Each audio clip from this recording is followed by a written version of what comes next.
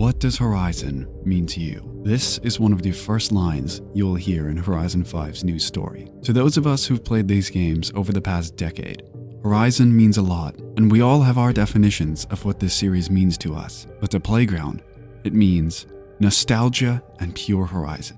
Meaningless, empty words, which completely dodge the question and make themselves look incompetent. And that perfectly fits with the rest of this update. It's been 10 years since the original Horizon released on the Xbox 360. And to honor this massive milestone in Horizon history, you would hope that if Playground Games was going to celebrate, they would pour some soul into showing what made us all fall in love with the previous 4 games. After all, this is the one chance to bring back some passion into the series, in which the fanbase is seemingly falling out of touch with. And what did we get? An update which makes the past decade look like a joke. They spit on everyone who cares about this series still, and a showcase that instead of highlighting all of the good of Horizon and how 5 is elevated it all, lended itself to shedding a bigger spotlight than ever on Horizon's broken and empty current state. I know that there are those who enjoy this update, and I don't mean to put those of you down. All I ask is that you take a few minutes of your time and listen to someone who has been here since the beginning and why this feels like a punch to the gut. The first and most immediately noticeable change would be that the start of menus have been changed to recreations of the previous 4 titles. This is admittedly a really sweet touch, but they aren't without issues. First of all, the Horizon 1 recreation includes the Horizon 5 car model for the base Pagani Huayra. A car that, may I add, is not available for us to play with in the game. Once again, proving that while Playground has all of the models for these cut cars at launch, they continue to save them in for new series as new content.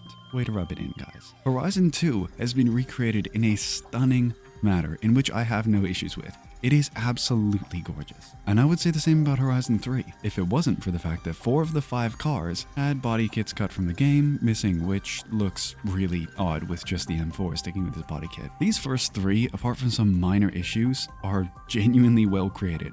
And I will say, hats off to Playground Games. These are great, but due to the removal of Horizon 4's true seasons in 5, well, I might have cracked up a few times looking at the recreation for 4. I get that it's probably the best they could do with what Horizon 5 is capable of, but it's still a shame because I truly do adore Horizon 4's startup menu. Overall, while they have issues like the aforementioned car choices and strangely looped and mixed music, I think this is probably the only good thing that was done in this update. Now, because this is a monumental milestone for the Horizon series, you would expect a fleet of new, or at least throwback content, if Playground was going to do a special update for the game. Keep in mind that this was all fan speculation, but there were people wondering if we'd get throwback car packs, a bunch of new cars to the series, possibly even some sort of Colorado revival. I managed to set my expectations absolutely on the floor because of how Horizon 5 has been managed since launch, and I still somehow got my soul crushed. Let's look at the cars, where we have a grand total of 3 recycled vehicles from Horizon 4, a car which we already have in the game,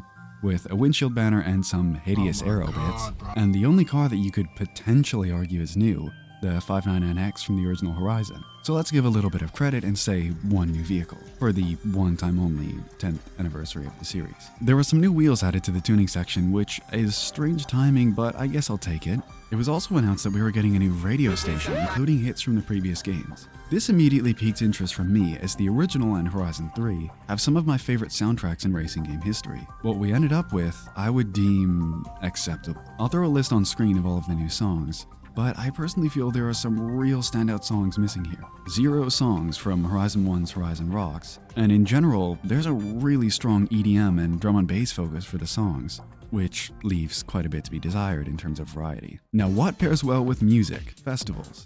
Horizon is, after all, a festival celebrating car culture and music, and the games are famous for having stunning and unique festival sites. And when it was announced that there were going to be new festivals each week, representing each game's festival style, my interest was certainly piqued. Will we get some sort of a massive EDM music festival with the giant Ferris wheel like in Horizon 1? As I spent time driving around Copper Canyon, looking for this new festival, I felt my heart sink into my chest when what was chosen to represent the original Horizon Festival was a tiny asset flip from 5 with a Colorado-style background on a screen. This is really what the original game means now.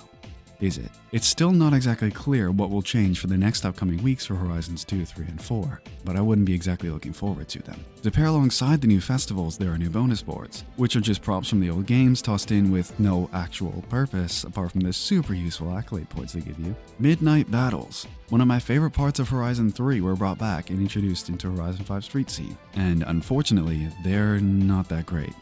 Like, at all. In Horizon 3, Midnight Battles allowed you to get cars which were not obtainable elsewhere. In Horizon 5, you just race Mike Brown, and I'm assuming the others are other Playground employees, for cars which were obtainable already in the festival playlist. Except for the final one, which is the Murcielago SV, which is a car that's been in the game since launch. I mean, seriously, apart from the little cinematic at the start, what is there that says Midnight Battle about these? The races themselves are the same uninspired and random races which plagued the base game, the Celica race being mostly off-road, for example. Speaking of uninspired though, let's get into the Horizon story now, shall we? When it comes to Horizon stories, expectations are best kept low, but that doesn't stop Playground from continually lowering the bar with each and every new one added. When you say that you're gonna have a story focusing on the origins of the Horizon franchise, that demands good attention to detail and a strong effort. But Horizon Origins is anything but that. The first chapter is just a reused section from the original intro to Horizon 5, just with all of the other cars and fancy showcase style stuff taken away. Oh, and Scotty's back. Kinda sounds like he's being held at gunpoint, but he's back at least. I'll get into this later, but I also personally had this specific event crash on me multiple times. And when I finally got it to work, I had no engine sound. Really setting the bar here, Playground. The next chapter has us race against Darius Flint, who we don't get to see at any point. They just chucked his name over a random Drivatar. Even Scotty makes a joke about not knowing if it's actually really Darius. These races themselves are also completely broken. There are no checkpoints, meaning you can just completely cut through as the crow flies and just demolish the 3-star time targets. Once again, showing how Horizon 5's game design is a joke. I will admit, it is kind of cool to see them recreate some of the cutscenes in a throwback to Horizon 1, but it doesn't save the rest of this story. The Horizon 2 chapter next up exposes a lot of the really cheap fan service style dialogue from Scotty, just stating previous showcases from the game and reminiscing, all while you repeat the same monotonous drive to X finish line in a Huracan while the race does absolutely nothing to remind you of Horizon 2.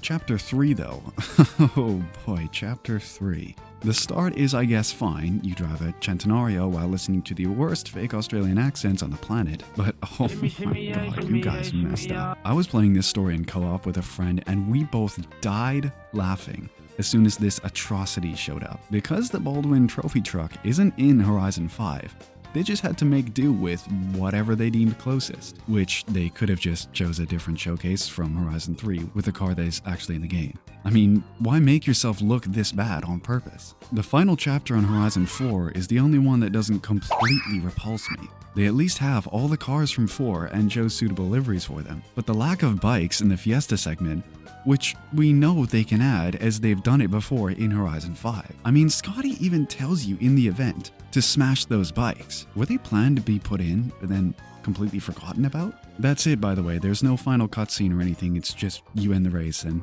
claim the Viper as a reward from the pause menu. Proper, brilliant job, guys. Now, to finish off, I wanted to mention the final ribbon on top of this masterful update that you can tell I love so much. The horrendous bugs and glitches. First off, the Horizon story loves to crash the game and not include car audio on multiple chapters. The game will constantly ask me to complete the Horizon story, even though I have finished it and 3 stars on all events. Some of the cutscenes in Horizon's story are also completely broken, with characters T-posing and duplicate cars. Connection issues are somehow rampant again, both in Convoys and in Horizon Online. I thought the almost year after launch would have fixed this, but apparently not. I've also noticed a new bug where, even outside of the new content, the car that I drove last shows up with blacked out windows and lights in the car select menu. You would have thought that for the 10-year anniversary, they would have at least put an ounce of effort into making it seem like they cared about the series that Playground created and mastered over the past decade, showing the love for their baby.